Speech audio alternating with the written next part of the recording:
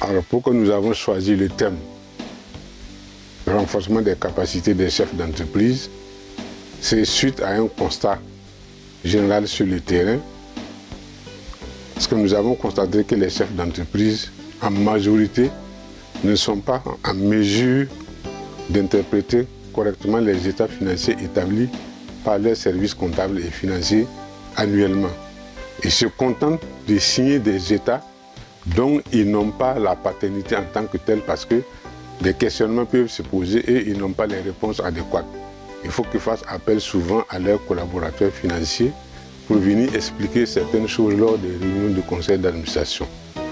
Alors qu'un bon dirigeant est celui qui maîtrise d'abord ce qui se passe réellement au sein de son entreprise et ces informations sont consignées dans un rapport financier qu'il faut savoir lire, interpréter, comprendre et poser les bonnes questions et s'assurer que ses collaborateurs ont fait un travail efficace.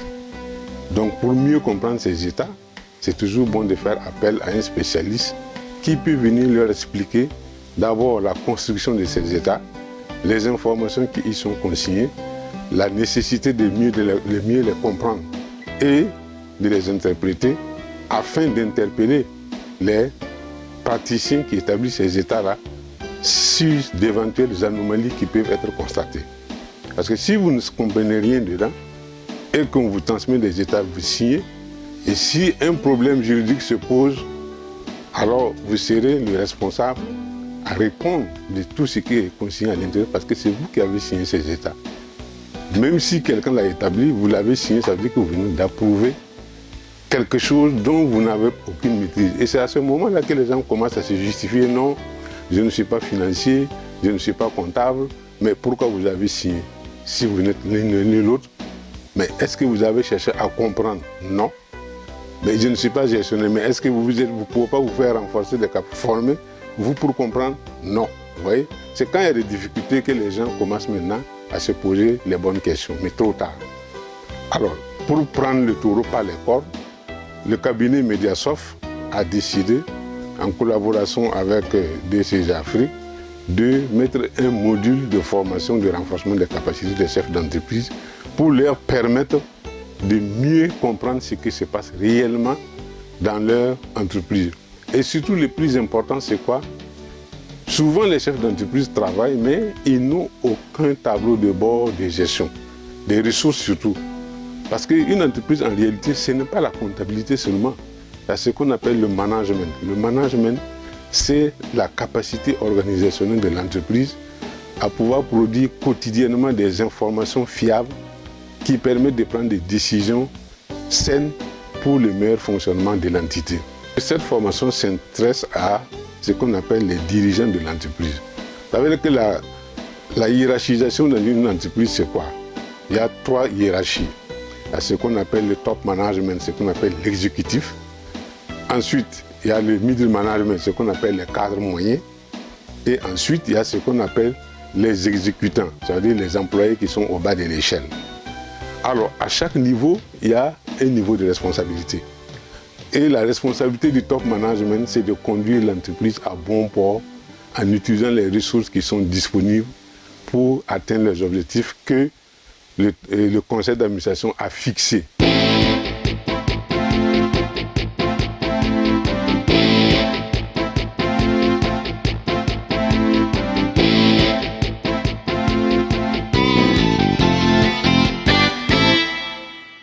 I think the program is good, especially the review of the six-quarter to assist better treatment of transactions. The world is changing, different things are happening. So I think it's good that you know what to do at what time. It's good for management, it's good for everybody. So I think it's a very good thing.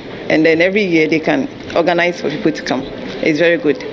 Le bilan que je peux faire, c'est tout simplement dire que c'est très avantageux. Ça nous permet déjà de connaître tous les amendements qui ont eu lieu dans l'exercice des lois et des textes de l'OHADA par rapport à ce qui était là.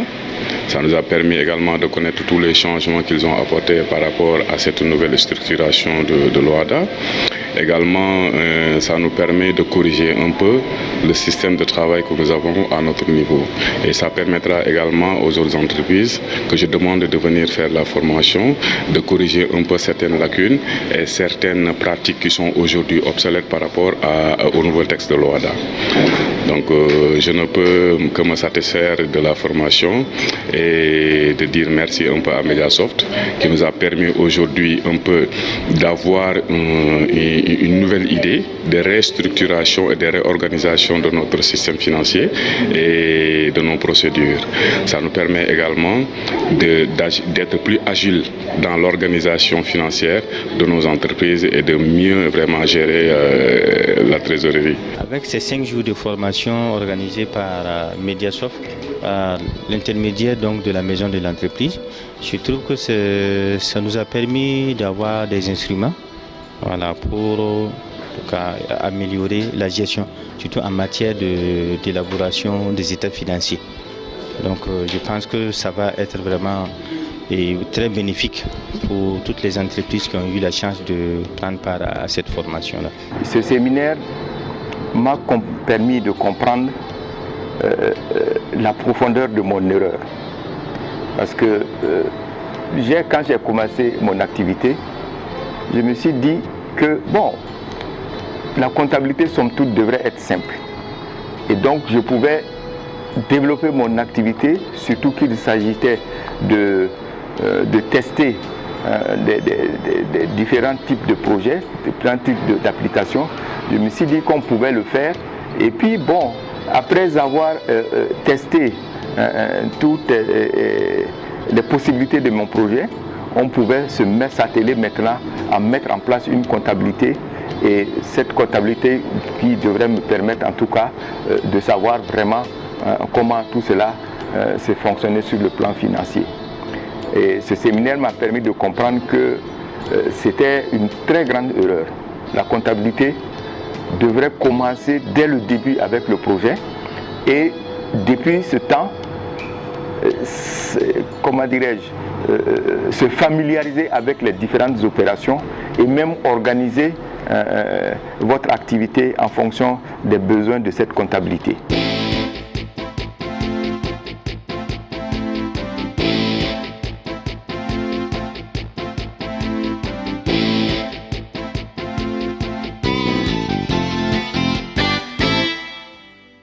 Que ce soit les membres du conseil d'administration, les directeurs généraux et ses collaborateurs, le middle management comme les cadres moyens, tout le monde a besoin de prendre part à ce genre de formation. Parce que plus on a le même niveau de compréhension, plus la collaboration devient facile.